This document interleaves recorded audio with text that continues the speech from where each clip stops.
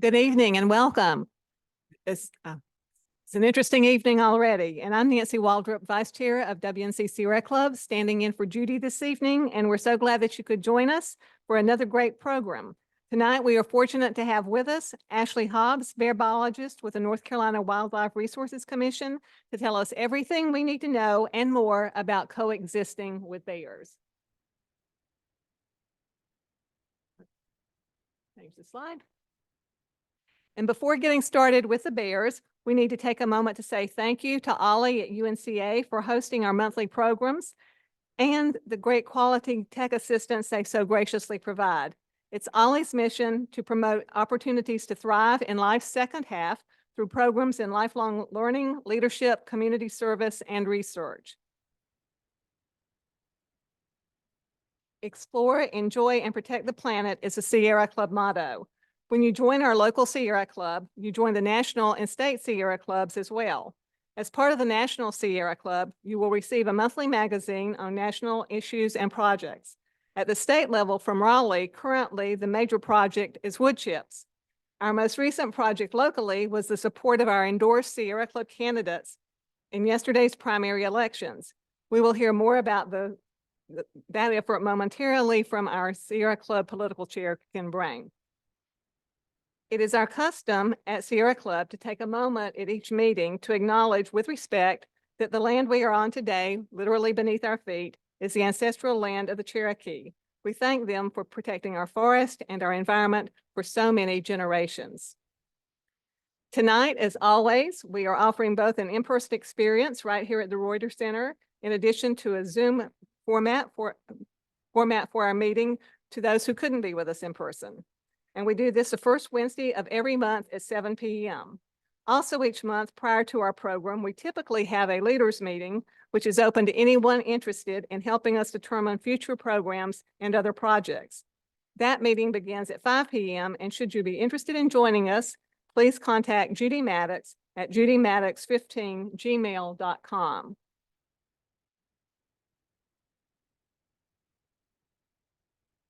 As mentioned, Sierra Club plays an important role during the election supporting our candidates. For this purpose, we need many volunteers willing to hand out our endorsed candidate cards at the designated polls.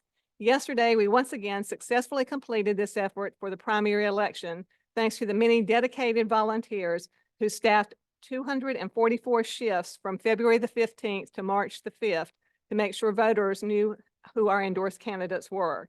If you were one of those volunteers, please stand now so we can thank you.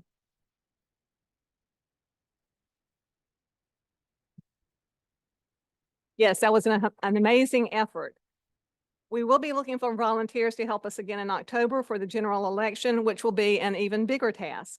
To address this and other political issues, Ken Brang will now come up and give us the news we need to know and how you too can help. Thank you. I'm going to start by just adding some more thank yous here. As she mentioned, we had almost 250 shifts, almost 800 volunteer hours were put in manning polls, handing out our endorsement cards. Hopefully, if you went to both, somebody gave you one of our cards or you had a chance to get that. But that didn't happen without a lot of work. And there's a couple of several super volunteers that I want to thank real quickly. First is State Senator Julie Mayfield, who worked 7 different shifts over early voting and election day. Dot Sulak, who's here, 6 shifts in early voting and election day. Jeannie Edwards, 4 shifts. Jim DeGray, 4 shifts. Sharon LeDuc, 4 shifts. And Wink Zacharitz, 4 shifts. So those were people that went above and beyond to do that. We also had, if you'll probably notice, there were a lot of our signs out at the early voting sites and in some places on election day. We had a sign team. And I just want to recognize those people that got up every morning to have those out early in the morning and picked them up at the end of every day throughout early voting and on election day. Steve Thomas, David Reed, Bill Snow, Randy Bernard, David King, Steve Hendricks, Mark Stinky, Gene Bell, Marty Friedman, Bob Lane, Rich Wash, Dave Erb, and Larry Perlman were some of the folks that did that. And lastly, we had, if you volunteered for us, we said, go to one of these porches and you can pick up your material and the sign to wear. And I just want to recognize people that volunteered their portions to let all these strangers come pick up their signs and their cards to hand out. Randy Bernard, Marty Friedman, Dave Erb, Marshall Broomberg, Lenore Baum, Bob Lane, and Liz Bryan. So let's give all those folks a hand.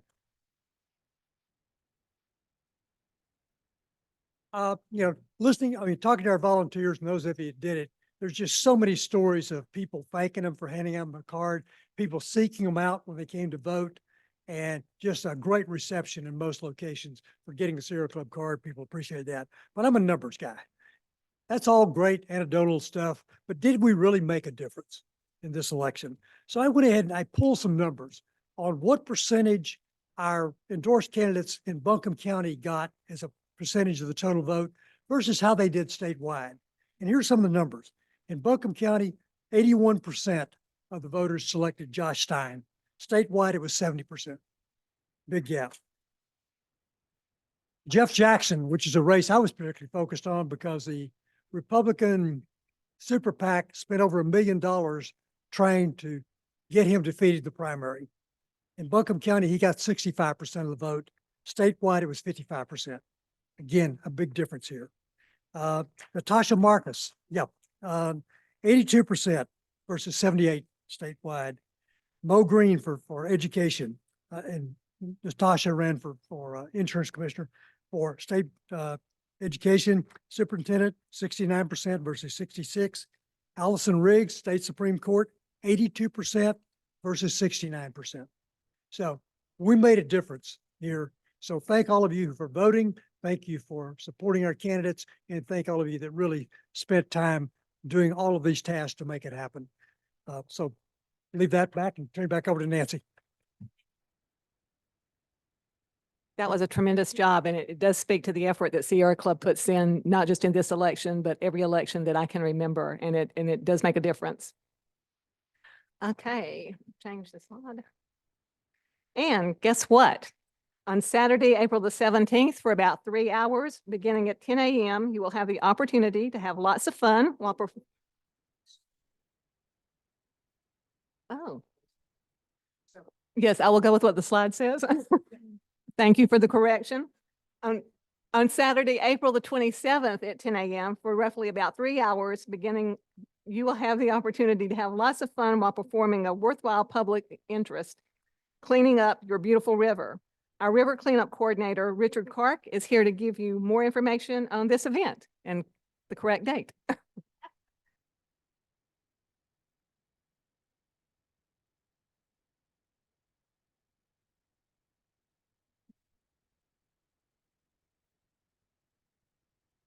I thought I'd put that up there just in case somebody would rather call me rather than email me, but hope somebody will.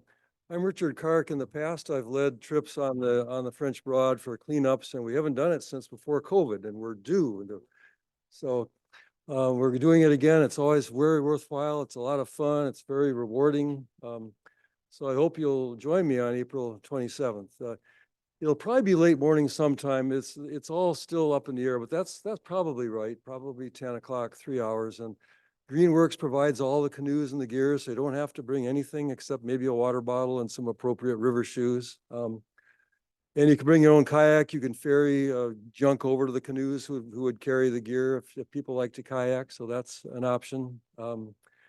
Probably afterwards, if people are hungry, we'll go out for a bite to eat or a beer at a local brew pub if people are up for that. So maybe some fun that way too. But it really is fun and rewarding. I don't know if anybody here has done it before, but to fill a canoe full of stuff, it's just kind of it's rewarding. I think some experiences, at least in one of the paddlers, is a good idea because there's a little bit of, it gets a little dicey sometimes going into the shore and have to be careful not to get swept into tree limbs and so on, but not much experience, but probably some experience moving around a canoe is a good idea. But you can talk to me about whether you've had enough experience if you have any ideas. So I'll pass around a list here if anybody wants to sign up. It's not set in stone, but I would contact you about details later. And if you have any questions afterwards, I'll stick around. Not planning a land trip on this one.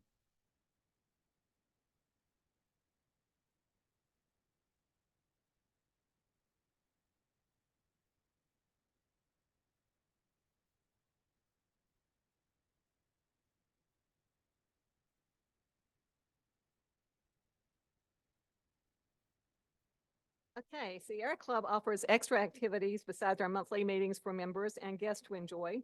And one of the most favorite activities Sierra Club members go on are our hikes. And now we have our hike leader, Bill Snow, who will share more information on the adult hikes and the upcoming hike for March. They can hear better.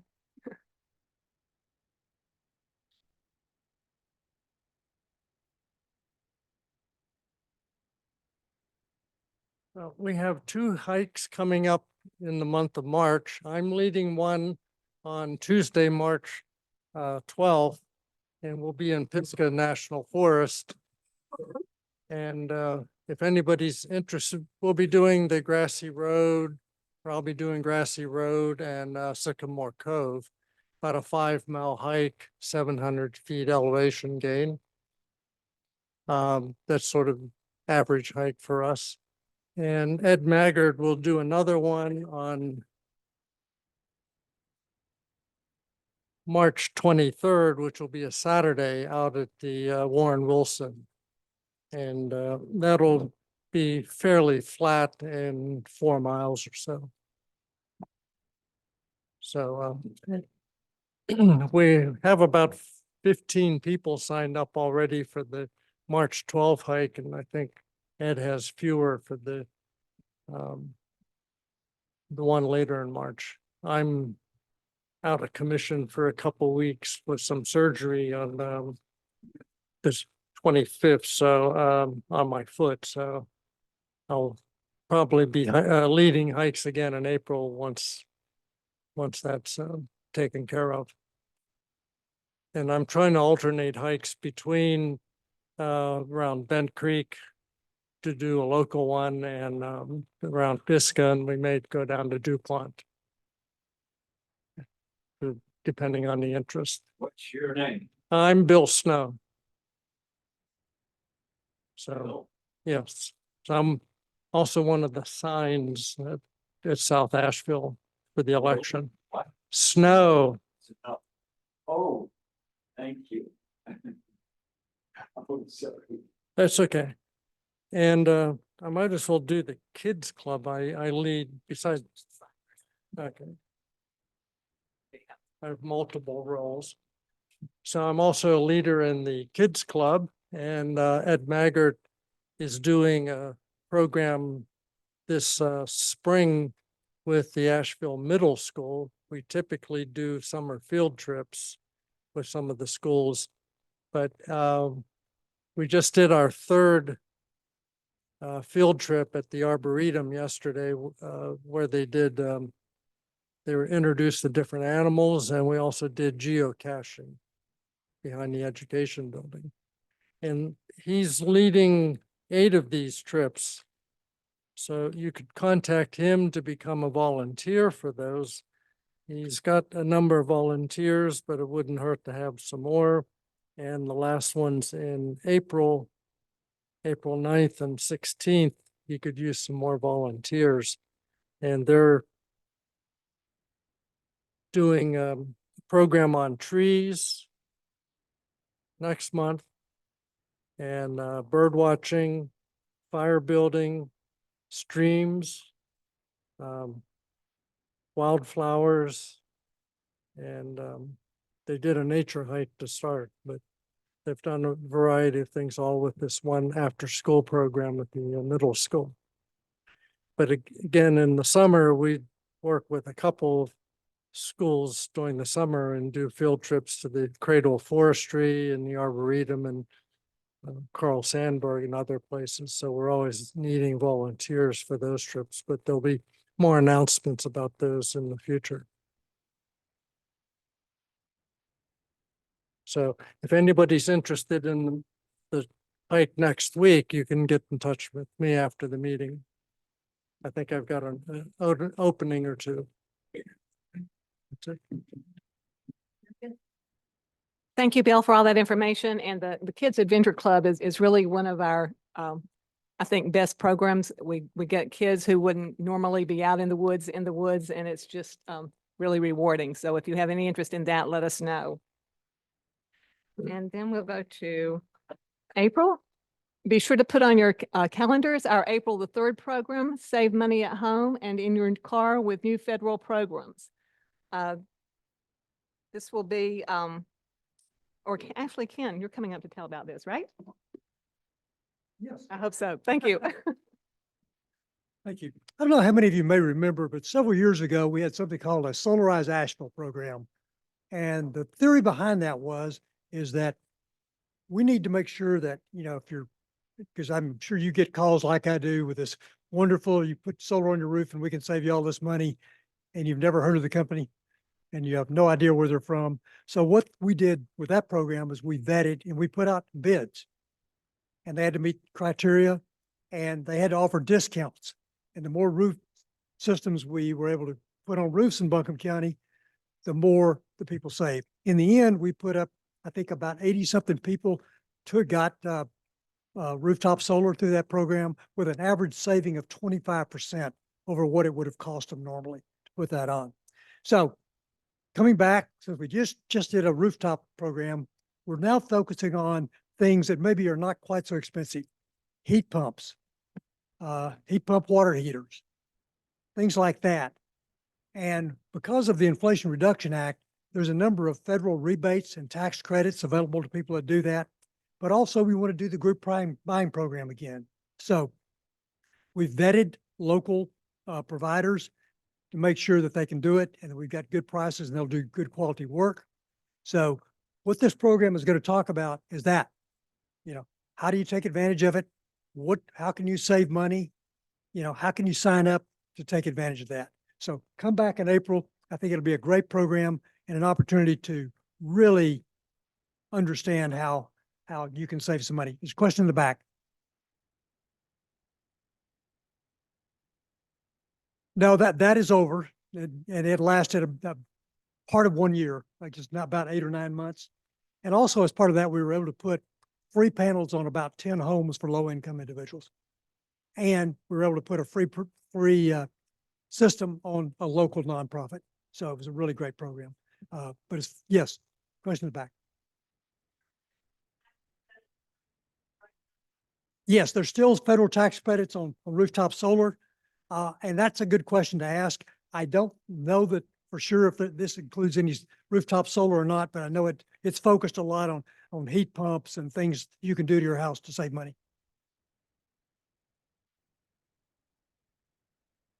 The answer is probably not, and I'm not sure. That was several years ago. That was a negotiated price, and there's a number of good local providers.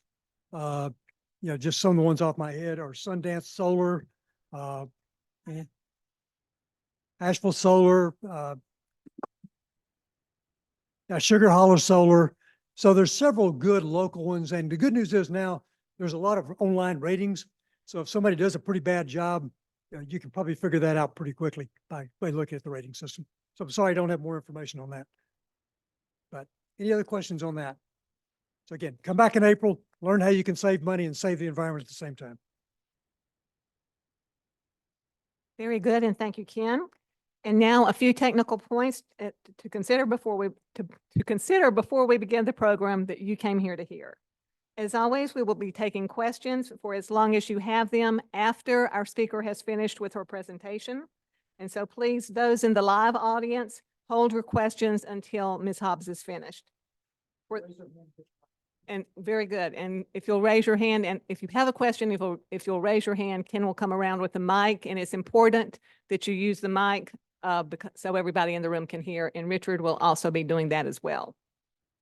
58 over 55 people online. They want to hear your questions too. Yeah, that makes a difference. For those at home and on Zoom, you may put your questions into the chat box at any time during the program, and they too will be asked when the speaker is finished. With that said, most of us have, I need to change the slide. Yes, that helps. Most of us have and know our neighbors. It is becoming increasingly more possible that some of your neighbors now are bears. It is probably safe to say we all enjoy seeing the bears, at least at a distance. But what happens when the bears become a little closer than we might feel comfortable having them, and what is healthy for them? Tonight, Ashley Hobbs, our local bear biologist, will give us the information we need to keep us and our bear neighbors happy and safe, as she talks to us tonight about coexisting with bears. And it is my pleasure to introduce to you Ashley Hobbs from the North Carolina Wildlife Resources Commission. Let's make her welcome.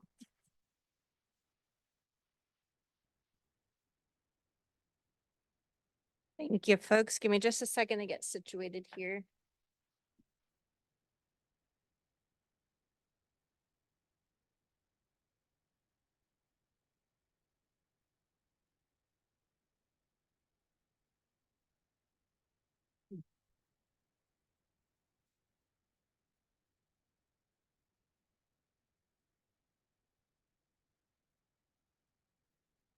All right, can I get rid of this here?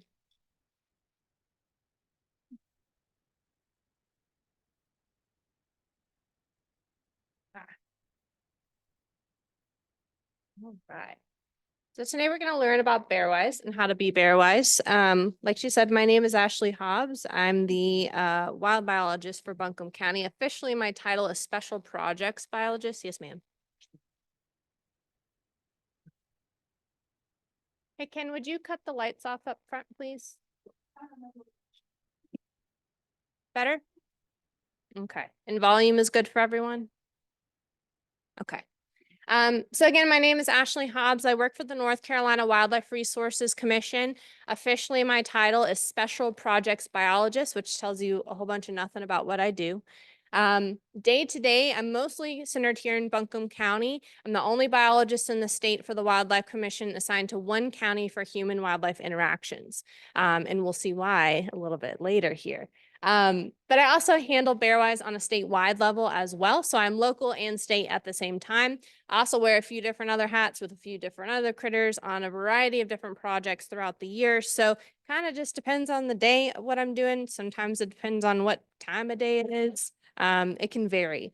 But my official title is Special Projects Biologist.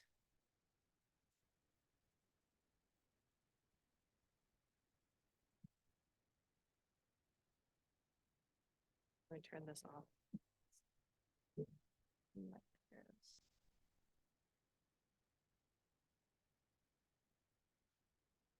There we go. So today we're going to talk about how to be Bearwise in your neighborhood. And I want to start off by talking about kind of black bears in general, and more specifically black bears here in North Carolina. I want you to understand a little bit about bears in general, a little bit about bear behavior, so you understand more so why they're doing the things you're seeing them do in your community. We'll then get into Bearwise. What the heck is it? How can we be Bearwise? How can we spread Bearwise and participate in Bearwise? And we'll wrap it up a little bit with bear encounters. Like they said, Q&A is at the end, but if I say something that doesn't make sense, feel free to chime in and we'll get that clarified in the moment, because I want you guys to be able to follow me here.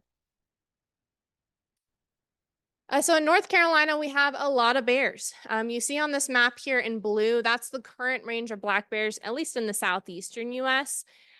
You'll see in our state, we kind of have two distinct populations. We have that mountain population and that coastal population. Not a lot of bears in the Piedmont, or at least not an established breeding population in the Piedmont. And that's okay, because what is in the Piedmont?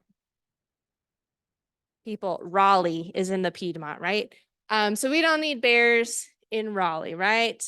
So this is okay. Where this range, our current range is kind of where we want to maintain bears in our state. We're also pretty unique in that we have a coastal population, but not only that, in that we have such a strong coastal population. So if we're looking at that 20,000 bear population statewide, in the mountains, we have somewhere around 8,000 to 9,000 bears here. But out on the coast, we have somewhere around 12,000 bears. We just did a census here in the mountain region, really throughout the Southern Appalachians. And what we found is that the data we use annually to kind of estimate our population trends, estimate our population, was pretty on par with that census. Now, that's a really big project, so we don't do that annually. We try to do it at least on a 5-year basis. But anyways, our annual trends were matching up with that overall more specific census. And because we just completed that in the mountains, we now want to do it in the coastal plain as well. So we're currently undergoing a census for our coastal population. It does take a few years to get that project up and moving, complete the project, and then get through all that data. So hopefully we'll have some more up-to-date information here in just a few years. Does it surprise anyone to know that we have more bears on the coast than we have here in the mountains? Yeah, that makes us pretty unique. It makes our state pretty unique. Why do you think that is? Probably because of the habitat that's out there. There's a lot of swamp and marshland, right? Which is excellent habitat for a black bear. Out on the coast, we have a little bit more of a temperate climate as well. So growing seasons for their natural food resources goes a bit longer throughout the season. And then on top of that, there's fewer people out on the coastal plain, not as densely packed as some of the suburbs here in the mountains, and certainly not like the Piedmont. And there's a lot of agriculture out on the coast as well. So something like a cornfield, a soybean field, that's like a bear buffet. So there's a lot going for them out there that kind of increase those population numbers. But 8 to 9,000 bears here in the mountains is nothing to turn your nose up. That's a lot of bears. And again, we have the largest population in the southeastern U.S.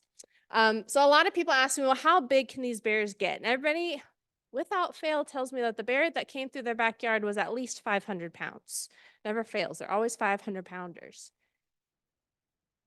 So interestingly enough, biologists, when they are surveyed at the weight of a bear, we always tend to overestimate. Even as biologists, even people working with bears every day, we tend to overestimate. But in reality, our bears are going to be somewhere around 150 to 200 pounds on average. They do have that sexual dimorphism where the males are a bit larger than the females on average. But in terms of telling apart a male and a female, that can be really difficult unless you just have a really big, mature adult male. A lot of times you have to look under the hood, you know what I mean, to actually be able to tell them apart. So our bears can get pretty big though. We actually have the world record black bear from Craven County, North Carolina, had the world record at 880 pounds. So that's big even for a grizzly bear. So certainly, while they're more so on that 150 to 200 pound range, they can get very, very large if the environment can sustain that, or if the resources in the environment can sustain that. So what are they trying to do throughout the year? Pretty much two things. They want to eat and go on dates. They're going to be breeding in the summer for usually a couple months, about 2 months, but all the rest of the year and even a little bit through breeding season, they're looking for food on the landscape. That's kind of their one-track mind. So they're going to be engaging all of their senses in order to find that food. So I like to say that their eyesight is pretty similar to ours. If you're like me and you need contacts or glasses to see at a distance, can never remember if that's far-sighted, nearsighted, I mix them up. So if you need glasses to see at a distance, you have pretty similar vision to a bear. They have a little bit of color blindness on the red end of the color spectrum, but otherwise they can see in color, and they have pretty decent eyesight. A lot of times when I get calls from the public, I'll get people saying, there was a bear, it tried to kill me, it stood up on its hind legs, I almost died. And I have to stop people and I have to ask them, do you really think that was an aggressive behavior, or was that bear just trying to figure out what the heck you are? And I ask people to put themselves in a bear's shoes. So let's say you are in the garden pulling weeds and you think you might have seen a bear out of the corner of your eye. What are you going to do? Turn around, stand up, get a better look. So that's what a bear's doing. They're engaging all of their senses because our eyesight isn't so great at a distance. Their hearing, however, is excellent. You see on this guy here, he's got those big satellite dish ears on the sides of his head. Those ears can hear frequencies much higher than you or I can hear. They can also hear exactly how far away a sound is coming from and exactly where it's coming from. They can kind of rotate their ears independently to hear. So a lot of times you get advice to make some noise as you're out hiking, walking the dogs, working in the yard even. And that's because their sense of hearing is really great. And they can probably hear you coming before you even know that they're in the area. I also want to point out that they have a really strong homing instinct. So think about like an internal GPS. So they can remember where a really productive grove of white oak acorns are on the landscape and come back to that year to year. Or because their mother showed them where that grove of acorns was, they'll come back to it year after year looking for those acorns when those acorns come into season. Same thing with your bird feeder. You fill up your bird feeder every day at 6 o'clock, They figure that out. They come right back to you every day at 6 o'clock, kind of waiting for you to fill it up.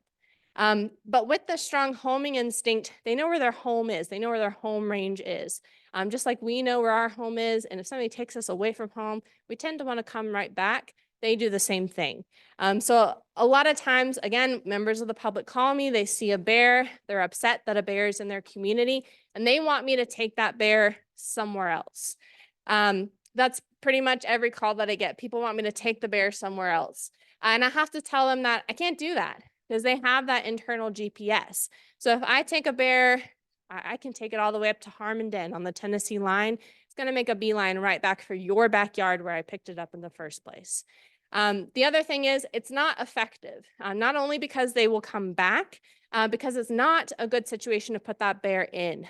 Great Smoky Mountain National Park is doing a study right now where they're relocating bears outside of the park, usually bears that are in picnic areas, campgrounds, things of that nature, moving them outside of the park, putting a collar on them and looking at the outcomes.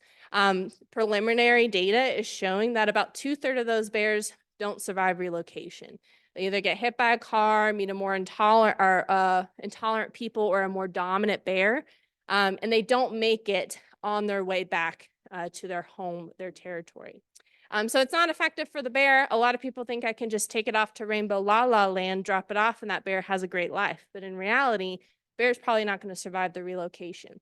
The other thing is it doesn't address the root of the problem. If you want me to remove a bear from your property, take it somewhere else because the bear keeps getting into your trash, and you don't look at your trash and secure your trash, another bear is going to come along and fill that role. And now we're just rinse, repeat with bears coming in and filling that role, relocating them. It's not effective for anybody. So a lot of times we will opt for education. We will help people get tools in order to change their behavior, to then change bear behavior, so that we aren't moving bears unnecessarily around the landscape, and we're addressing those root problems. Last but not least, I do want to address their sense of smell because this is their bread and butter. This is what they're using probably first and foremost. Their sense of smell is hundreds of times better than ours. It's 7 times better than a bloodhound. So think about what we use bloodhounds for, just a little microscopic scent particle from miles away. So if we put this in terms of distance, it can be hard to really nail down just how far away they can smell things. But most scientists say they can certainly smell something like a trash can from over a mile away. The more accepted and kind of what we generally tell people is 10 miles away. So if you live in this area, the bears, Ursa and Uno at the WNC Nature Center can probably smell your trash can, or they can smell when you grill on the back deck. There's actually a great graphic on the bear walk, as they call it, at the Nature Center, and you can look on the map and see if you're within that radius. It's pretty neat. Some estimates do put that even more towards 25 miles away. But if a bear can smell our trash can, they know what toppings we had on our pizza last night, just from the box in the trash can from over a mile away, that's pretty significant. And it should make us take pause and kind of assess our choices so that we're minimizing smells. We're not attracting them to our communities. So bears are using all of these smells to find food, but what specifically are they looking for? Well, bears are omnivorous. They're also opportunistic as well. So a lot of this can depend on the time of year, what they're eating, or it can depend on what is right in front of them in that moment. Primarily, though, they're eating plants. About 80% of their diet is comprised of plants. You will see a small portion of their diet comprised of animal or dead things. And then insects certainly make up a good chunk, especially in the spring. So when bears become more active starting around this time of year, they're going to be going after those new roots and shoots. There's not a lot naturally available for them on the landscape just yet. Insects can be a great source of calories for them in the spring as well. You might see them digging in your yard. That's great. They're probably going after an ant's nest, a wasp nest, something of that nature. So they can be helpful in that respect. Once we get a bit farther into the season, when we have soft mast really come into season, you'll see them target the chokecherry, serviceberry, blackberry, blueberry, whatever kind of berries are out there. They'll, of course, still be utilizing those insects, new roots and shoots as well.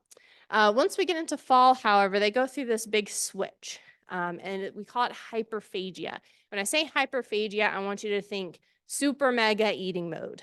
So they, in the spring and summer, are consuming around 3,000 to 5,000 calories per day. Now they're not pulling out their app and tracking every blueberry that they eat, but that's a general goal. Generally, they want as many calories as possible, and 3,000 to 5,000 will sustain them in the spring and summer. Once we get into the fall, into that hyperphagia phase, they're exclusively locating acorns. Specifically, they really like white oak acorns. And they're aiming to consume about 20,000 calories per day. So they're putting on a few pounds per day in the fall. So if you have a big mature oak tree in your yard, you may see the bears start to congregate in the fall. That's because they've switched over to that hard mass diet. But certainly things like chestnuts, walnuts, hickories, all of those they'll certainly utilize as well.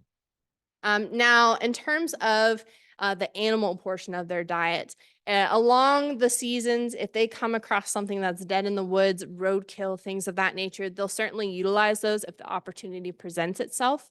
But they'll also, especially in the spring before the fawns get up and can actually run away when they're really, in that hiding mode, they're going to be targeting deer fawns. Bears are the number one source of number one predator of deer fawns. And even when you get a bit farther west in our state, they'll target the elk fawns as well. So again, very opportunistic. If the opportunity arises, they'll certainly take advantage of it.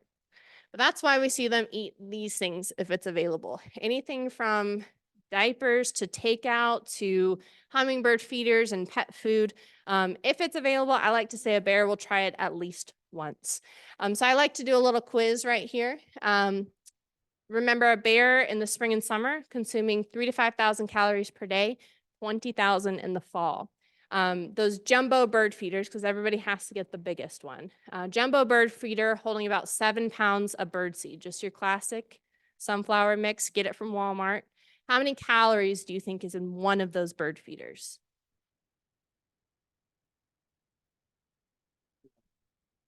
All right, so the guess was 200, and we're way off. So 7 pounds of sunflower mix birdseed has about 20,000 calories. And who just has one bird feeder? Nobody. We all have 5, 6 bird feeders. Then our neighbors have bird feeders as well. And where do we keep these bird feeders? On the back porch, in our yard, right next to the garage, all of these spaces where our pets are utilizing every day. We're out in the yard every day, getting in and out of the car, coming in and out of the house. Maybe the grandkids or the kids are running around outside, and we're hanging 20,000 calories in the yard. And then you're going to call me shocked because a bear shows up. It's like, duh, they want the calories. That's a week's worth of calories for a bear right now. So keeping that in mind and looking at things from a caloric standpoint can kind of help you realize, why is the bear coming here? Why is this bear so determined? And what do I need to secure or remove in order to stop that bear from coming into my community? So with that in mind, let's look at Buncombe County. I need to do an update on this. We just kind of got all of our data from last year put together, but the pie chart looks about the same for last year as well. In blue is Buncombe County, in red is the entire rest of North Carolina. So each year, on average, Buncombe County accounts for about 1/3 of the bear calls for the state. Now those calls can be anything from, oh my gosh, I saw a bear on my Ring doorbell camera at 3 a.m. What do I do? Or it could be, I see a sick or an injured bear. What do I do? Or it could be, there's a bear in my kitchen. What do I do? So it's kind of a wide variety of calls here, but Buncombe County accounts for about 1/3 of those calls each year. So that's pretty significant. That's the reason why I'm the only biologist in the state assigned to a single county, because Buncombe County alone gives me a 40-hour-a-week job, and then I have my other jobs on top of that, and it's a full-time position. So with that in mind, this is not necessarily an outlier. Buncombe County is not an outlier. Gatlinburg, Lake Tahoe, Whistler, Durango, Colorado, all of these towns are seeing pretty similar instances, which is how Bearwise came to be. So it started out in the southeastern US. It was a regional program at first. All the bear biologists in the southeastern US were pretty tight knit. We share information each year because we recognize that bears don't just stay in North Carolina or stay in Georgia. They're moving across the landscape. So we really have to manage it as a whole. So with that in mind, we're all seeing the same thing that we're seeing in Buncombe County. More people moving in, more bears, and increasing bear population, and more calls to the State Wildlife Agency. So with that in mind, we looked at the programs that were already available. Bear Smart is a big one. You might have heard of Bear Aware as well, which are great programs, but a lot of times they're put together by people who are really well-intentioned, but they're getting their information from a variety of different resources. And you might end up with some old wives' tales mixed in there, or you might end up with some outdated information, or some just plain misinformation as well. So we wanted to make sure that we had a program that we could use that provided consistent science-based information. So the idea is you're getting information straight from the biologists like me who manage the bears in your state. So you're getting science-based information that we know is accurate and we know works to resolve issues. The other thing is we wanted it to be consistent so that if you have a beach house down in Florida and a mountain house up here in North Carolina, you get the same message on how to coexist with bears no matter where you're at. Takes out some of that guesswork. Initially, it was only addressing black bears because in the southeastern US, all we have is black bears. However, we have expanded to a national program. So 2018 is when BearWise was born. And now in 2022 is when we went national. I think it was 43 of the 50 states had bought into BearWise. So state agency like our Wildlife Commission pays a fee to participate. We get access to all the good flyers and we get to use all the links and share the information and contribute to BearWise as well. So it's really taken hold and that's because it's science-based and consistent. And we want to not only share ways for you guys to address issues that you're already experiencing in your community, but we want to share ways to be proactive so you don't have to get into a position where you're reaching out looking for help when it comes to bears in your community. So both reactive and proactive tools there. Last but not least, unique to our state, there's 2 states in the country that actually have a recognition program as a part of their BearWise program, where I go through and I recognize groups like campuses, businesses, communities, and outdoor recreation areas that are taking extra steps to be BearWise and really coexist with bears, and they get that extra recognition and they get a reduction in their human bear interactions in their community. So we do have that recognition program as well. I will say bearwise.org is a wonderful resource. If you haven't been on that website yet, I really recommend that you check it out. Tons of great resources, not only things like flyers, but there's also a really great article bank. So if you have groups where you'd like to share information with or just put it on your Facebook, something like that, there's a lot of great topics that are covered there. And if you have a question that maybe you're sitting at home tomorrow thinking about this talk and you have a question, it's probably addressed on that website. It's very thorough. So go ahead and bookmark that as a reference because it's fantastic. So with that, the kind of primary focus of BearWise is we want it to be consistent and science-based, but also easy and straightforward too. So we broke it down to the 6 BearWise basics, the most effective ways you can coexist with bears in your community. There's also the 6 outdoor basics as well, how you can best coexist with bears while hiking, camping, and hunting, fishing, all the outdoor activities. So we're going to focus on the at-home basics today. And ideally, you'll eventually recognize these icons and the BearWise paw, kind of like you do Smokey the Bear, and you'll know exactly what we're talking about when you see those icons.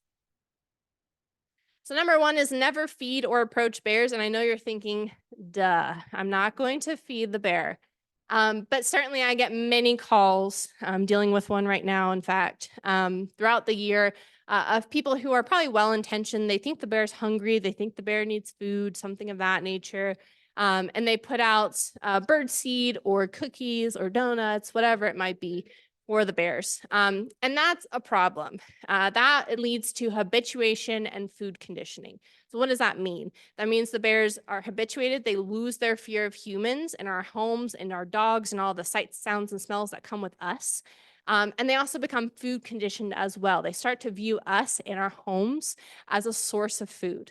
So that's what we want to avoid. But most of the time it comes down to unintentional feeding. You put that bird feeder out to feed the birds and oops, bear came along and ate all the bird seed. So I think it's really important to at least seasonally, if not more often, kind of just take account around your home, around your community and look at look for ways that you could be unintentionally attracting bears to avoid that habituation and food conditioning. I did work really hard with the city and the county last year to put an ordinance in place to prohibit the intentional feeding of bears and other wildlife too, but mostly bears. We didn't have that before. We don't have a statewide regulation that myself or my enforcement division can enforce. So it really falls on local counties, towns, and cities to enforce these regulations. Luckily, they came up with language that mirrors one another. And I think it's vague, but it needs to be vague so that we can apply it where we need it. The idea is not to outlaw bird feeders or deer corn or all the other things that people are feeding wildlife with. The idea is to be able to step in when we have a really dangerous issue going on, something very severe. Before that, all I could do is go to somebody and say, hey, please stop. And I'd probably get fussed at and they'd probably have some choice words for me. But now I can partner with the city or the county and we can make that stop so that we can end that situation. That's not only dangerous for people and pets, but for the bears as well. It puts bears at risk when we're feeding them, habituating them, and food conditioning them. So here's an example of someone who is what I like to call loving bears to death. And they may just be your neighbor. Black bears. We've had 8 to 10 bears at one time. They come close. At least with this chain link, I can get closer to them. She likes being close to them. You know, you just wish you could hug them, but I know I can't. But look how big those paws are. Good she has the chain link. Had some dog bowls, those metal dog bowls, and Jenny, my husband, put holes in them so they would drain. So we've got them screwed to the deck railing. She's talking about metal bowl bird feeders, but it's usually the bears and not the birds that feed and walk the rail. It's just amazing. Like a balance beam. Yes, yes, yes. They will climb a tree. See him up there? What you doing? Huh? You okay? I've got friends calling me the bear whisperer. Are you ever scared? No, And neither are they. they know they're safe up here. So many people have a misconception about the black bears. They don't want to attack anybody. They're just, usually they'll run from you. No, I'm not afraid of them at all. Janice lives in Swannanoa on a mountaintop. All So this was a news story that ran last year, ran in Raleigh. And they didn't know any better. So the reporter called me and he said, I'd like you to take a look at this B-roll that I've got going. You know, it's really rough. And it was the exact same thing. He had it fully edited, ready to go. And he said, I'd love to, get your comment on this woman's beautiful relationship with the bears in her backyard. And I said, and he kind of told me what was going on a little bit. And I said, well, my first thought is that's very illegal and dangerous for people, for bears. And he was kind of shocked. And he sent along the video and I said, yeah, no, this is very illegal and very dangerous for the bears. It's putting the bears at risk. It's putting her at risk. It's putting her neighbors at risk. And so I pulled stats. And I pulled stats in a 4-mile radius of this person's home. And I did that because that is the average radius of a female black bear in Asheville. That's what the Asheville Bear Study has shown us. And within that 4-mile radius, I had 6 instances of pets being attacked or killed by bears. I had 6 instances of livestock being killed or injured by bears. I had too many reports to count of bears approaching in sort of a begging sort of fashion. Too many reports to count. I mean, we're talking over 30 in the past 5 years of people in that radius who had reported a bear that was too comfortable around people, bluff charging them, getting too close, approaching, things of that nature. And that's just within this woman's radius. If you also heard in the news in Shope Creek, we had a man get injured by a bear. It was a female with a cub. That was only a few miles within the radius, a few miles from her home. So I'm not saying that she's the only person impacting the bear behavior in that area, but she's certainly playing a big role. Interestingly enough, that part of Swannanoa on I-40 is where if I have a call about a bear that's been hit by a vehicle, I'm basically just heading to that little stretch of I-40 because that's where pretty much I spend my summers picking up bears off the side of the road. So animal control has been informed. I have not heard of them going out and addressing her, or citing her, warning her. But certainly I think she should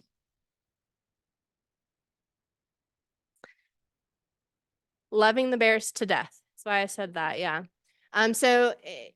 This is what I'm talking about. These severe instances are why we put those ordinances in place. We're not banning bird feeders. We need to be able to address this sort of stuff. And prior to last year, I wasn't able to. So number 2 is secure your food, garbage, and recycling. And remember, they can smell your trash can from over a mile away.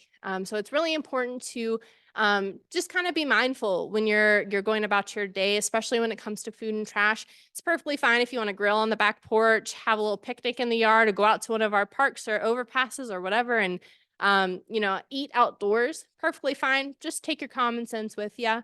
Make sure you're not leaving that food unattended, and make sure that you are not leaving food in your vehicle. So don't leave your dinner on the back porch, run inside to answer the phone for just a minute, and then be shocked when the bear runs off with your dinner.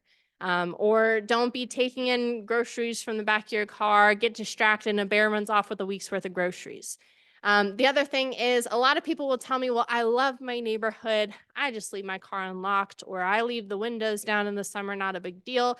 And I tell them the bears know that you keep food in your car, whether it's an air freshener that smells good, or a pack of gum, or people have car snacks, or maybe there's a car seat in the car that's extra, extra dirty as they get. It's really important to do something as simple as roll up your windows, lock your car. If you've got a garage, park it in the garage, because bears do learn how to open vehicles. Oh no. Oh my. All right, well, I guess that video didn't transfer. But what it shows is a bear walks up to the car door, opens the door just as you or I would, and gets inside. What usually happens with that, because bears are big, bulky critters, they get inside and they're rocking and rolling, and the door closes behind them. Now you got to call me to come get the bear out of your car, and I don't know how close I'm going to be to you. It may be a bit for me to get there. And in the meantime, this bear is going to freak out. It's going to rip up your interior, and more often than not, it's going to total your vehicle. So your insurance company will thank you. Your wallet will thank you. If you just lock your doors, roll up your windows. I like to say, trust your neighbors, don't trust the bears. When it comes to garbage and recycling, you've probably seen where Buncombe County and City of Asheville both offer bear-resistant trash cans. I was just in a meeting this morning with local kind of regional sanitation staff, and they both assured me at the city and county level that they are ramping up the availability of those bear-resistant carts. Those carts are great because they are the Cadillac of bear-resistant carts. They have a gravity latch in them. So the only way that cart can be unlatched is if you yourself use a pinching mechanism to unlatch, or the cart is flipped all the way upside down on its head by the trash truck. We've had a lot of success with them. If they fail, it's usually because of user error, somebody didn't close the lid all the way, or something to that effect. However, you don't need a bear-resistant trash can to secure your trash. You can go on Amazon and get I think they're $12 for 2 straps. So you need 4 straps total, $24. Install straps on your trash can. And if you don't have a garage or shed to store your trash in, that's a really great alternative. You just have to unlock it on trash day when you put it at the curb. If you take my free advice today, best advice you can take away from this is put your trash at the curb on collection day, never the night before. The bears around town, they know what trash day is in different parts of town, and they move around town according to the trash days. So biggest thing that newcomers usually do, biggest mistake that they make, is putting their trash out the night before, because they didn't live with bears before. Now they're having to learn. So that's kind of the best advice I can get you, but there are bear resistant options available. The county and the city both have waiting lists that you get on. City's going to take a bit longer to get one, but if you get on the list now, then the clock starts ticking, right? We can get that in the process. If you want to go to somewhere like Ace Hardware or Lowe's, sometimes they'll have bear resistant carts in stock, usually in the summertime. And you want to look for a few things. So not only do you want a can that locks, you want a can with a reinforced lid. And here's why. So this is Uno the bear at the WNC Nature Center. And you see that cart stays locked, but he can get that corner open just enough where if there were a trash bag inside, he would be able to get the trash out, and he would get the food reward for accessing the trash. So we're reinforcing that behavior. So what you're looking for is a reinforced lid and a locking mechanism. So they can use their teeth, their claws, their brute force, and they won't get that food reward. New bear can bite it. I do not believe that.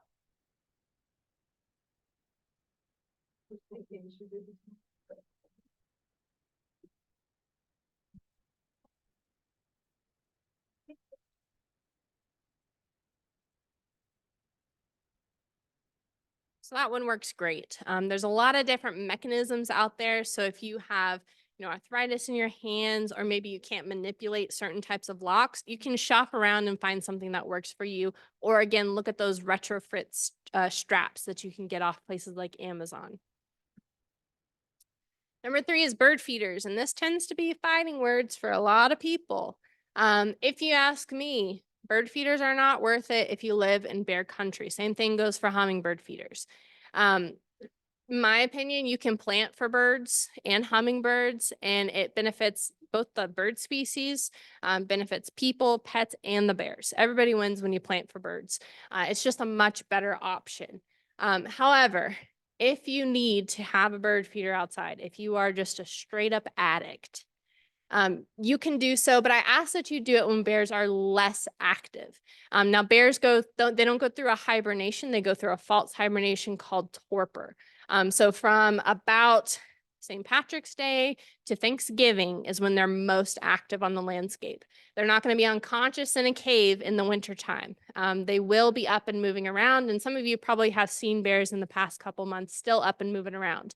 Usually those juveniles and the male bears, or even females that don't have a litter of cubs this year, will still be active. So try to put out your bird feeders when bears are least active. Now do consider though that when you have that bird feeder out, you can put that sucker 50 feet in the air if you want to. I've seen them all fail. Eventually they all fail. Also recognize that your 2nd story balcony or deck, 3rd story, but maybe you got a 4th story balcony or deck. Bears can climb trees, they can climb your deck posts. It's nothing for them. So just because it's up high doesn't mean it's safe. The other thing is that spillage is also an attractant. So when all those little birds and squirrels and other critters get into the bird feeder, they spill on the ground, and a bear will happily come along every day and pick up the bird seed. It is a high calorie food reward still, even if it is in a smaller quantity, and we're still rewarding that bear for coming up close to our home. So consider those things if you are still going the bird feeder route. But I really advocate for pollinator gardens. Bearwise.org has a section from the Audubon Society of things you can plant that are native and that benefit the variety of bird species. Usually you can see a wider quantity of birds, wider diversity of birds as well. So if you're a bird lover, I would really consider that.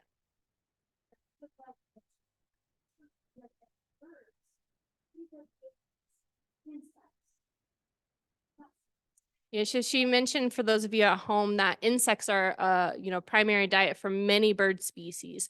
And with a bird feeder, they're missing out on that. We're not helping those bird species out.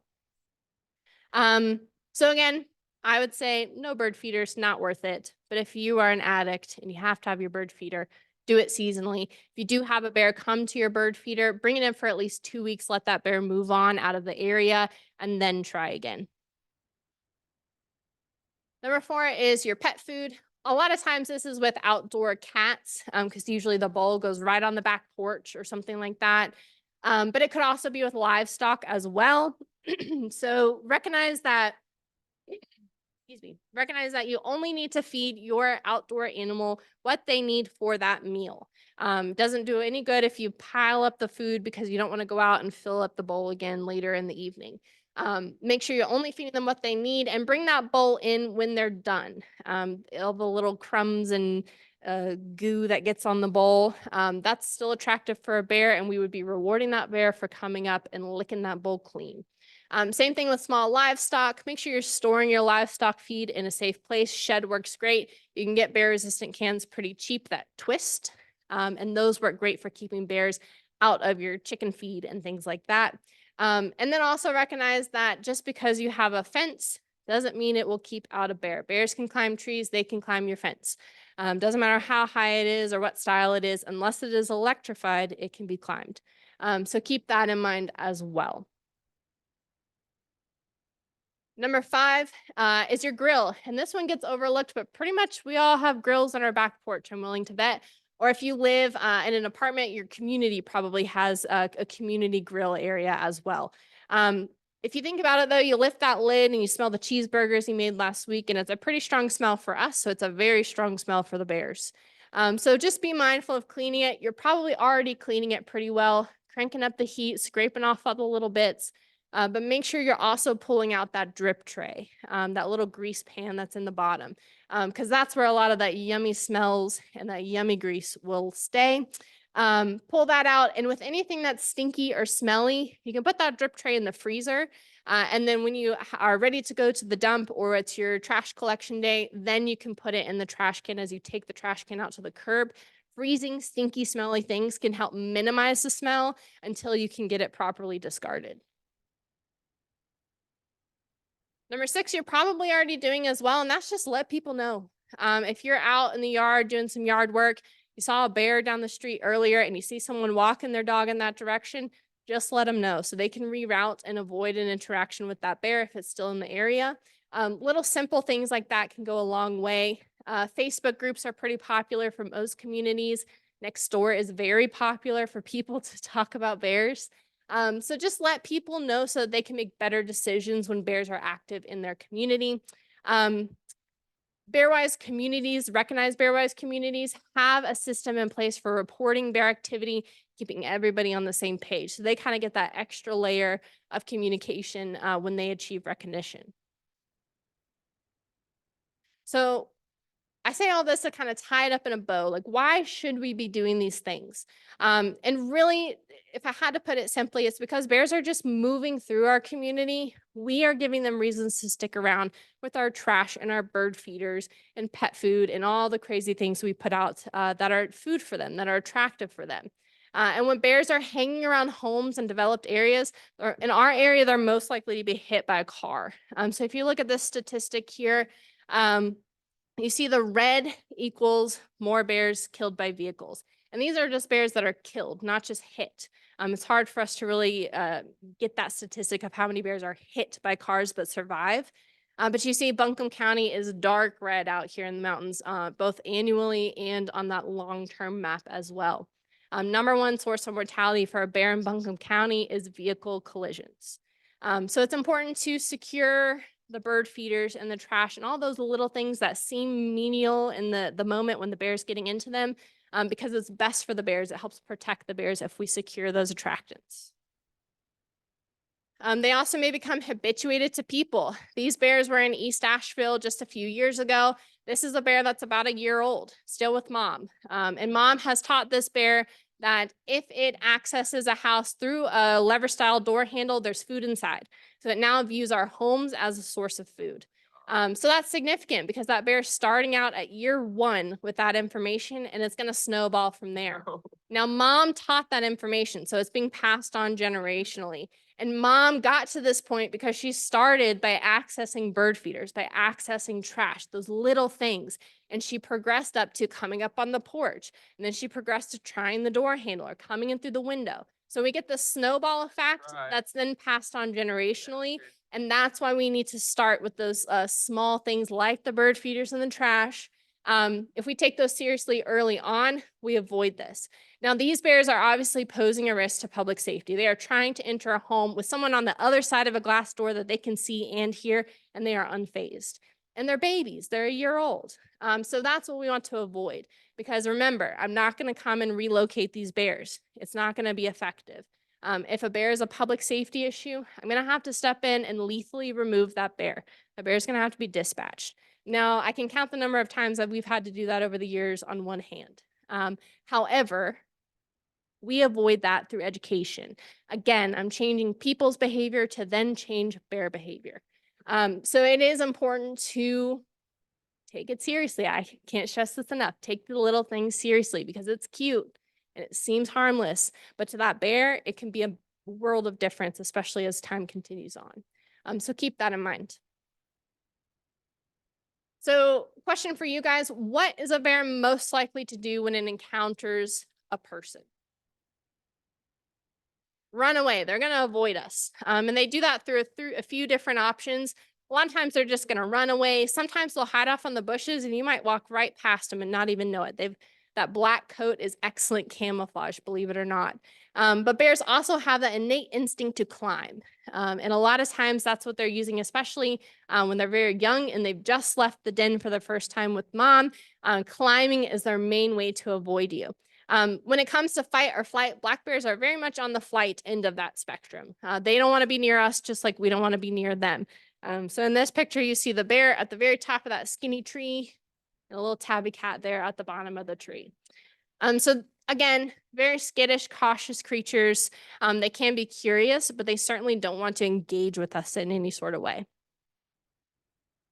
So if you encounter a bear, I took this as a screenshot from the website. The website goes into many different scenarios, and we can kind of sit here and get into specifics probably all night. But if you are out walking, let's say if you're hiking, walking the dog, just walking around the neighborhood, something like that, and you see a bear at a distance, I want you to stop. Don't continue to approach, and then back away in the opposite direction. What you do not want to do is what? Run. You do not want to run. Although bears are cautious, curious creatures and they want to keep distance between us, they are omnivores. They do have that instinct to chase. So if you start running, you could turn an otherwise innocuous scenario into one where the bear's instincts are telling it needs to chase you, that you might be prey. So back away slowly in the opposite direction. You're going to have to fight probably every instinct you have to get away. So go slow, go cautiously, put some distance between you and the bear. And you can take a picture if you like really quickly and then get yourself out of the area, go in the opposite direction. Do be a little bit mindful, you know, if the road you're on or the trail you're on kind of does a switch back around and the bear's heading towards where you'll be backing into, again, bring your common sense with you, you'll be just fine. So just get out of the bear's way, put distance between you and that bear and stay calm. Now, if you were in that scenario, you stayed calm, you backed away, and that bear continues to approach you. First and foremost, try stepping off the trail or off the road, off to the side. Sometimes bears just want to go the path of least resistance. Sometimes they have a path that they take every day. So if you can step off to the side safely, obviously, that bear might just walk on past you. But if it continued to come to you, that's when you want to hold your ground. You want to get big and scary and let that bear you know you mean business. If you have a backpack on, or if you have a jacket on or a hat, put it over your head, wave it around. If you are on gravel, there's rocks around you, throw the gravel at the bear. If you can whistle, scream, make the craziest noises you've ever made. Essentially, you want to let the bear know, hey, I'm not worth it. You don't want to mess with me. And usually that will deter the bear if you hold your ground, get big and scary. However, if a bear still continue to approach you after that, that's when you want to deploy bear spray. Bear spray should be deployed when the bear is about 30 feet from you. You're going to deploy it down towards their face. And the idea is you're going to make a wall of capsaicin or pepper between you and that bear. Bear spray is important because it's going to work a lot more effectively than your self-defense pepper spray. It's going to spray in a big cloud and it's going to be much more highly concentrated capsaicin. Now, last year, places like Ace Hardware on Merrimum carried bear spray. The Sportsman's Warehouse near the outlets carried it. REI down in Biltmore Park carried it. And then I think the Mass General stores were carrying it as well. So I'm hoping they do that again this year once we get a bit farther into the season. So be on the lookout, but you can order it online as well. Sometimes North Carolina can be weird about sending propellants through the mail. So you may have to look through a few different vendors to find someone who will ship it to you.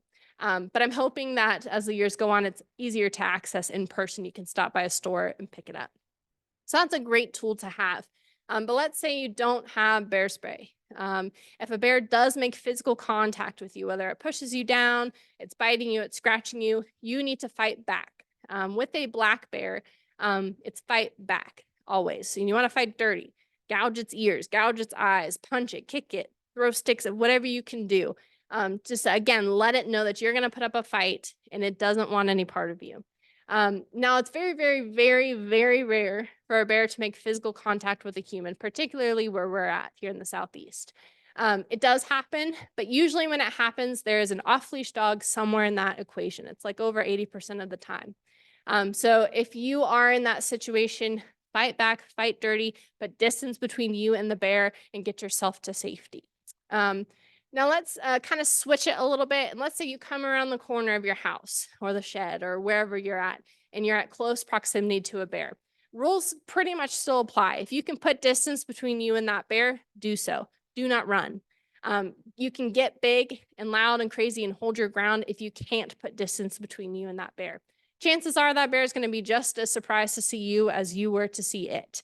Again, some ways you can avoid that is making some noise as you go along. The classic "hey bear" that you yell out when you're hiking, camping, gardening even, works great. But you could sing a song, you can whistle, just something that's distinctly human to let a bear know a human is coming can help you avoid that situation. I do want to address if a bear is in your backyard. A lot of times I get people who tell me that they just let the bears be. They let the bears hang out in the backyard because the bears were here first. We took all of their land and we should just let them do what they want to do. And I really disagree with that. I think it's perfectly fine to set boundaries for bears. We set boundaries for everyone else in our life, our neighbors, our kids, our pets. It's okay to set boundaries for bears. Now, that's not to say that a bear walking through your backyard is abnormal. That's normal behavior. A bear should just be passing through. If a bear is spending 20, 30 minutes in your backyard, that's an issue. So if you can do so from your window, opening a window or going out on your deck from a safe distance, you can bang pots and pans. A lot of people will try the air horns. Some people use the air horns to death and the bears are unfazed by them anymore. So it's good to switch it up, find new ways. You can find all kinds of noisemakers on Amazon for pretty cheap. I like to say, spend Friday night figuring out how you're going to haze the bears that week. Get creative with it. Last but not least, I kind of hinted to it before, but check your yard before letting your dog out and always have your dog on a leash. I get way too many calls about people who just haven't dealt with a bear going after their dog before, and all of a sudden their dog is in the hospital because it surprised a bear in the backyard. If your dog is on a leash, you have control over your dog and you can, with your dog, back away safely in the opposite direction. Your dog is probably not going to want to do that. And it seems to me the smaller the dog, the more likely it wants to go after the bear. But even if you have a big dog, I mean, I've had Great Danes hospitalized because their owner thought it was a Great Dane. It's a big dog. It can handle a bear.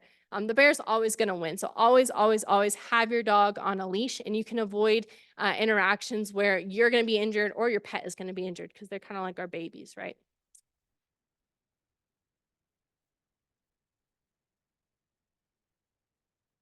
So she asked if a dog is barking at a bear, will that agitate the bear more? Yes. And it's kind of evolutionary. It kind of goes back to bears and wolves and them evolving alongside each other. They see bears, see dogs as a threat, and dogs see bears as a threat. So they just naturally want to defend themselves against one another. Unfortunately, the bear has the sharper teeth, more body weight, the bigger claws. And so they usually win in that situation. You should not ever be using your dog's bark to deter a bear or chase a bear away from your home. That should never be the route you go. All right. So I'm going to show you a video here. This is from Asheville. It's a pretty big bear. Lady comes out on the porch, sees the bear. She holds her ground, gets big and scary, and that bear reacts exactly as it should.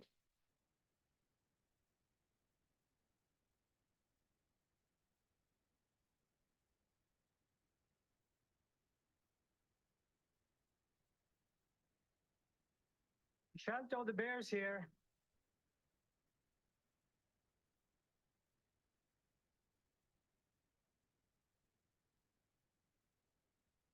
Now let me go in your office because he might come after me.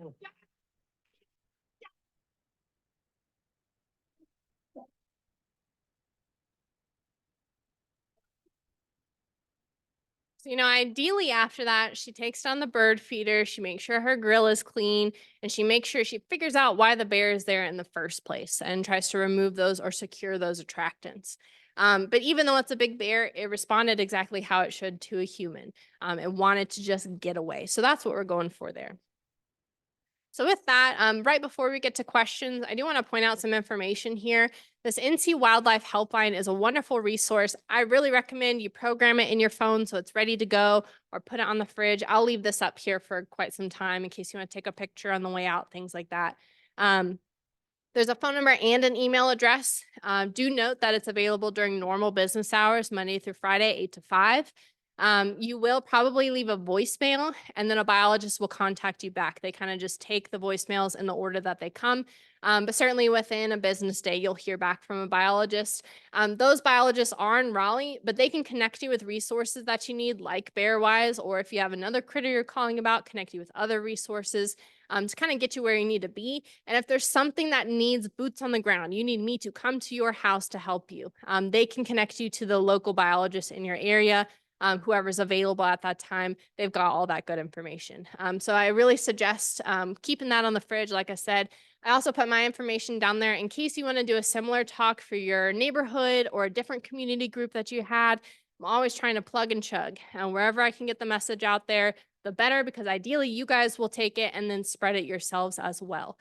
So if you have another opportunity, feel free to contact me and we'll get something in the calendar. Hello?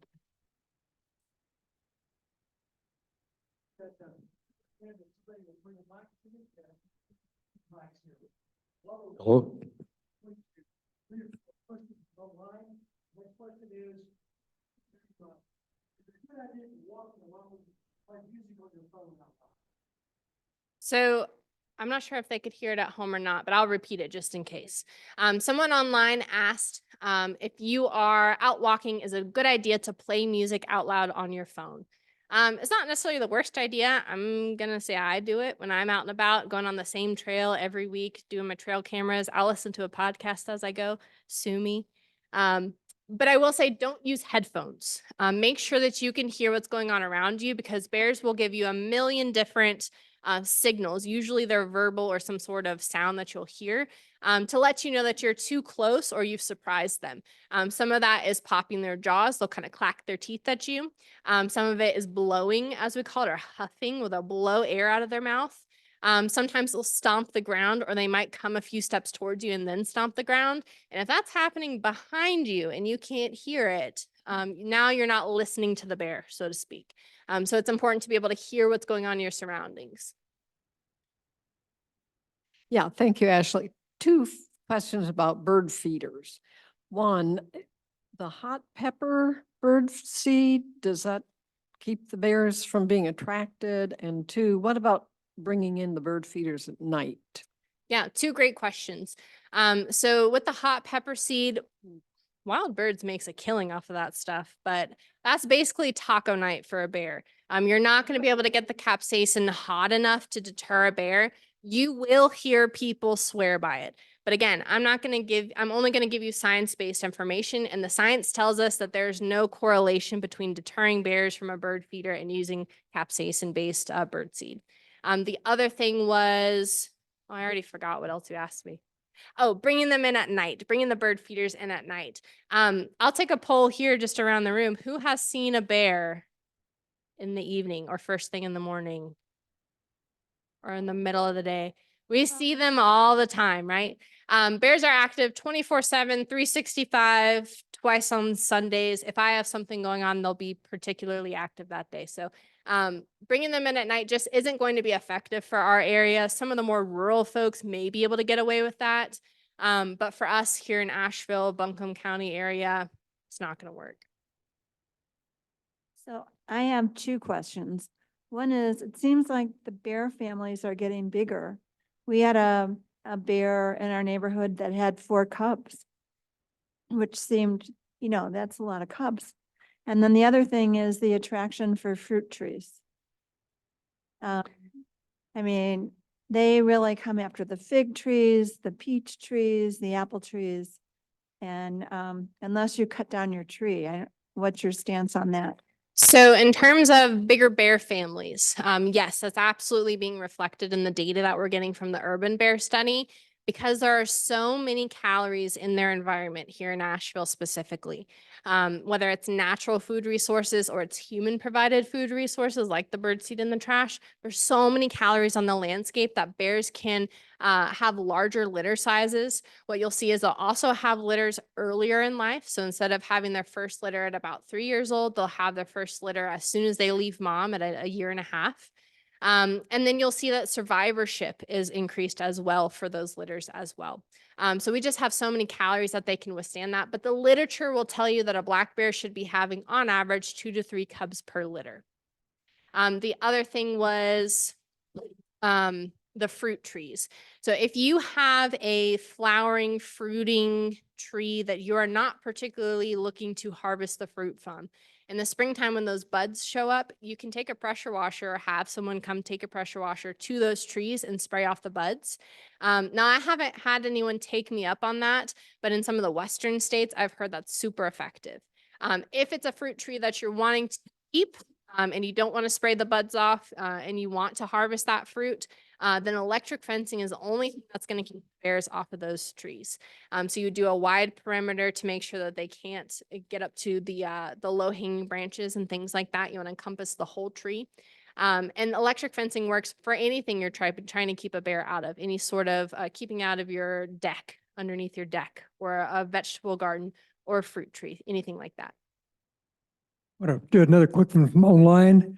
If there's grubs and some rotting wood in the garden, should I still use a loud noise to chase the bear away? Yeah, so if a bear is on a food resource, it's going to be harder to chase them away.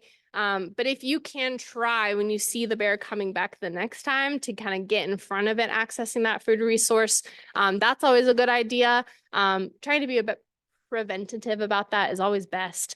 But it will be difficult to scare a bear off of a food resource. So keep that in mind. And of course, you're always doing this from a safe distance, like up on your deck or from an open window, things of that nature. I know there are places that rehab orphaned cubs, but if you do see an injured older bear, is there anything that can ever be done for them? I mean, I guess we're supposed to call that number, but like we saw one recently in our neighborhood that had broken a leg, I think, and was around, but it looked like it was probably a juvenile bear. I mean, what can be done? So with injuries to any bear, pretty much over 20 pounds in our state, but that's pretty standard across the board. There's not going to be a rehab option for them anywhere in the country. So there's just not any sort of rehab for an adult or larger black bear.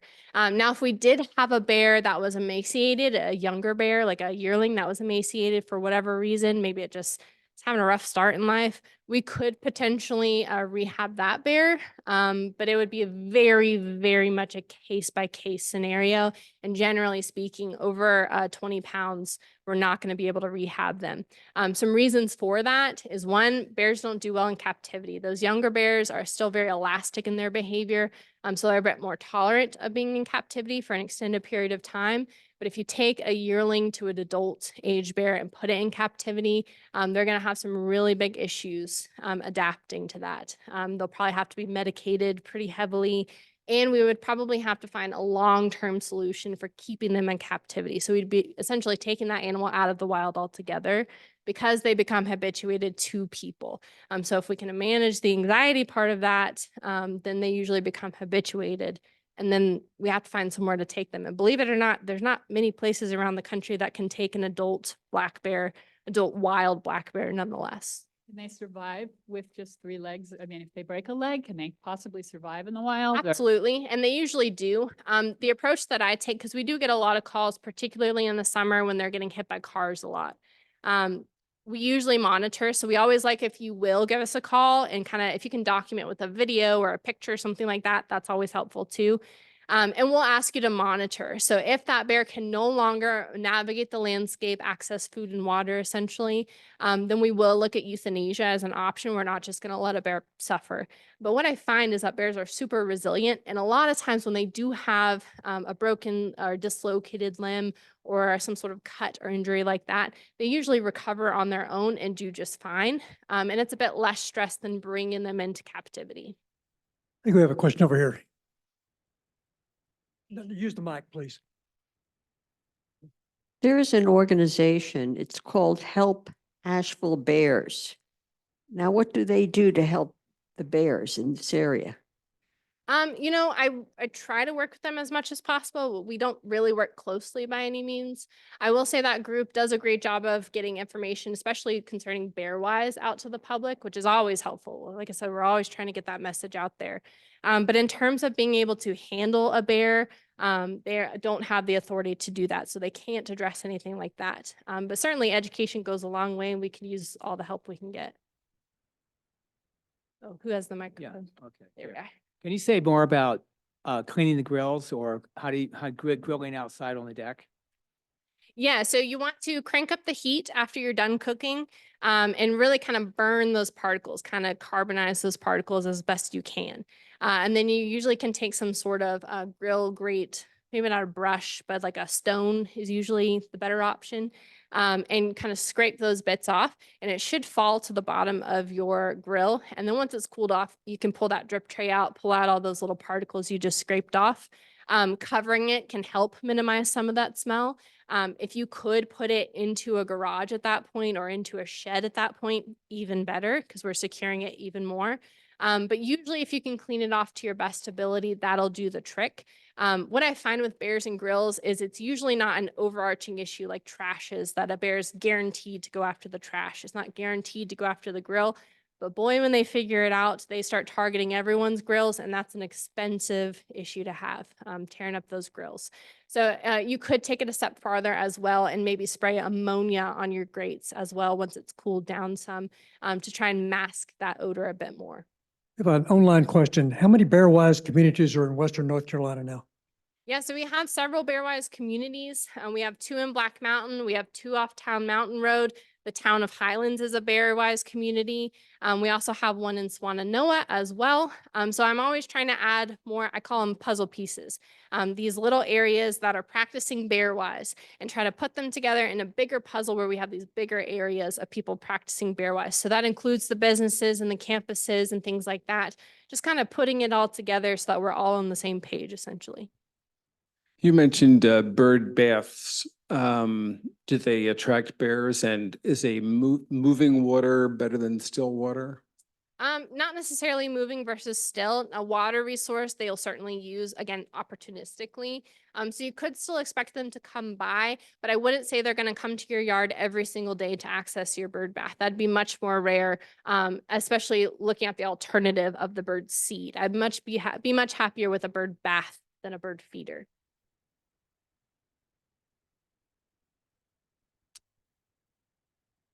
Okay. Oh, whoops, one more question. Sorry. I wonder if there's any consideration of trying to eliminate or minimize urban bear populations. What I'm thinking about is trapping and neutering, and then ear tagging the local population and let them live their normal lives. But if you have an ongoing program to do this, that possibly you would get the population down to small figures at least. Yeah, so I get asked this a lot, and I'm going to lump birth control into this conversation as well, because usually it's either spay and neuter or birth control or both that people will recommend. Usually what I find is that spay and neuter is not going to be effective. We would have to get all of the male bears in an area spayed. If you're familiar with kind of colonies of cats, if there's one male bear that is still intact, they're still going to reproduce. We're also doing surgery on a wild animal that we cannot monitor after. Otherwise, we'd have to put them in captivity, and kind of as we mentioned with the rehab, that's a whole different set of issues. So it's just not going to be effective to get enough male bears fixed in order to put a dent in the population growth. The other thing you mentioned I mentioned, I guess, was birth control. Birth control I get asked about a lot. People want me to put a pile of birth control in the landscape and let bears eat it. Kind of first and foremost, there's nothing FDA approved for birth control in bears. So I don't have an option to put in a pile on the landscape to begin with. But also we would have to control the dosage of that, or we would have to implant something into a bear that, again, we can't really monitor. So there's just a lot of complications with that sort of stuff. And that's why we kind of are going more the trash and securing attractants route. Trying to get more bear resistant trash cans and straps and things like that on the landscape so that we can minimize the number of calories on the landscape for the bear, which will then impact their reproductive rate. Okay, just want to remind everybody that in a few days, this program will be on the WNC.org, WNCSierraClub.org website. So if you want to see it again, or better yet, if you have friends that wanted to come and missed it, or one of your neighbors that you think needs to know about it, you can send them there and they can watch the program. Nancy? Yes, let's give Ashley a big thank you. It's a terrific job that you did for us tonight and a wonderful job you do for the Bears. So thank you very much. And we hope each of you will come back and join us next month when we talk about how to save dollars on your energy. And in the meantime, stay safe and stay happy and be well. Thanks. Somebody asked me to make a quick announcement.